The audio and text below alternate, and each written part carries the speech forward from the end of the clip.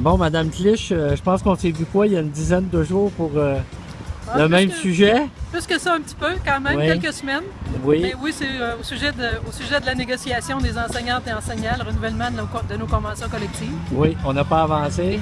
On n'a pas avancé beaucoup. On est ici ce soir pour demander au Conseil des commissaires de prendre position, de jouer leur rôle, de jouer un rôle actif dans cette négociation-là. Oui. On sait que la partie patronale a une équipe de négociation qui est composée à la fois de gens du ministère, mais aussi de la Fédération des commissions scolaires. Oui. Notre commission scolaire, évidemment, est membre de cette fédération-là, a des représentants dans les instances, et oui. on veut que les gens prennent position et fassent passer des messages.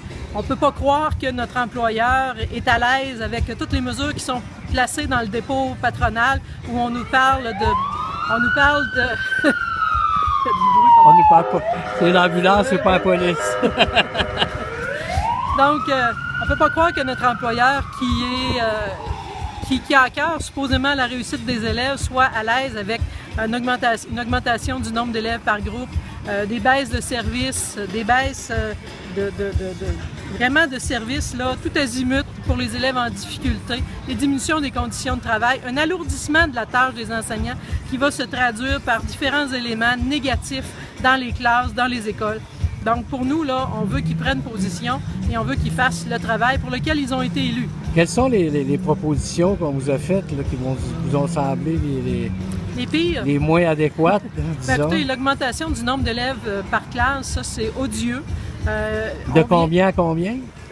Écoutez, ce sont des éléments variables. On peut parler de 3 à 5 élèves par groupe selon les contextes, selon les classes, selon les mesures qui sont touchées. Oui. Et c'est plus au primaire même qu'au secondaire, puisqu'on avait moins obtenu de mesures au secondaire. Mais ce qui est le plus choquant, c'est qu'on nous a dit que ces mesures-là n'avaient pas d'effet et qu'on avait des études qui disaient que le nombre d'élèves par classe, ça n'avait pas d'effet. Alors que nous, on a des centaines, voire des milliers d'enseignants dans la province qui constatent l'inverse. Quand on a moins d'élèves dans une classe, on a plus de temps à consacrer à chacun de ces élèves-là et la réussite est bien meilleure et bien plus au rendez-vous. Au plan salarial, qu'est-ce qu'on vous propose? Écoutez, au plan salarial, le Conseil du Trésor nous propose 2 années de gel de salaire, suivi de 3 années à 1 %, ce qui sera nettement en deçà ne serait-ce que de l'indice du taux d'inflation, l'indice des prix à consommation.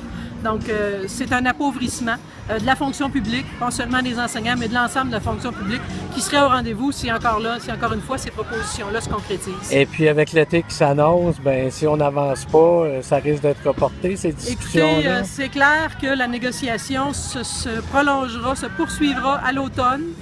On souhaite que l'été, normalement, il devrait y avoir encore quelques séances de négociation qui vont se poursuivre en juillet, là, à tout le moins au début juillet.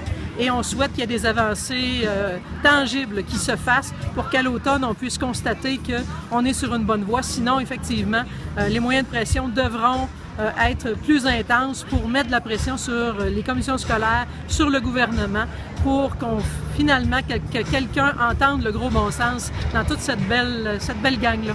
Merci. Ça me fait plaisir.